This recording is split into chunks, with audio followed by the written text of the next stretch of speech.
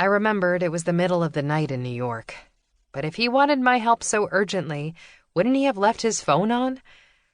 I stared angrily at the unresponsive phone for another minute before turning to more productive tasks. My immediate impulse was to call Lane. He was the person I could turn to talk through things like this. I was capable of solving problems on my own, but I thought more clearly with him at my side. But if he could keep something so big from me, did I know him as well as I thought I did? I still needed to wrap my head around everything that had happened earlier that night. I couldn't call Lane. There was no way I was getting to sleep anytime soon, so I got down to work. I knew a lot about Rick already, but it wasn't like I was a superfan. I enjoyed his escapist books. I didn't know much about him personally, but no one living in the United States with a television or internet connection could have missed the coverage of his disappearance 7 years ago. Missing for 6 weeks. Long enough for all sorts of theories to abound, but not too long for the public to forget him. No passport activity was found, at least none recorded at the time, though the police later found a visa stamp from China in his passport. No credit cards used. No turning up on surveillance cameras. His brother Vincent, who was also his business manager, had been frantic, but commentators had been skeptical that his motives were purely from brotherly love. Vincent lived a lavish lifestyle courtesy of his brother's success.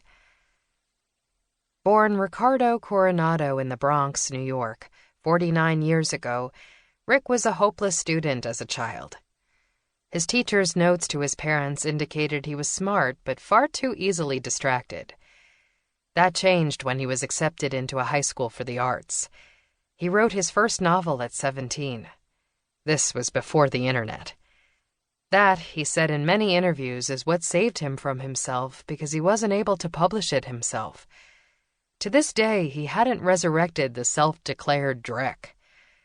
That Drek was rejected by publishers, but was good enough to land him an agent.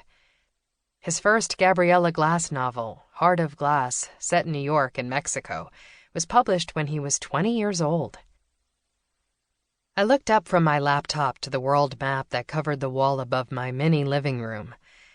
I hadn't realized he was so young when the book had been published. That explained some of Gabriela's more difficult-to-believe backstory, such as infiltrating a drug cartel when she was 13 to rescue her mother. Said drug cartel had accidentally discovered Mayan ruins with a hoard of gold, which Gabriela proceeded to rescue for the descendants of the Mayans after she rescued her mother. Over the course of 19 novels over the next 22 years leading up to Rick's disappearance, Gabriela had remained eternally 26 years old.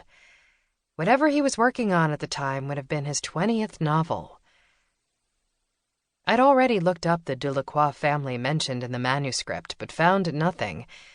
Rick would have changed the name. I tried searching for a French tea empire. Interesting history abounded, but none of it appeared to be related to a murderous family ghost and a stolen statue. Several prominent families and homes were supposedly haunted, but that didn't get me anywhere. Unless I decided to give up being an academic and move to Paris to become a tour guide, which I admitted didn't sound completely unappealing. I was also at a disadvantage because I didn't speak French. I was the antithesis of Gabriela. The only language I spoke fluently was English.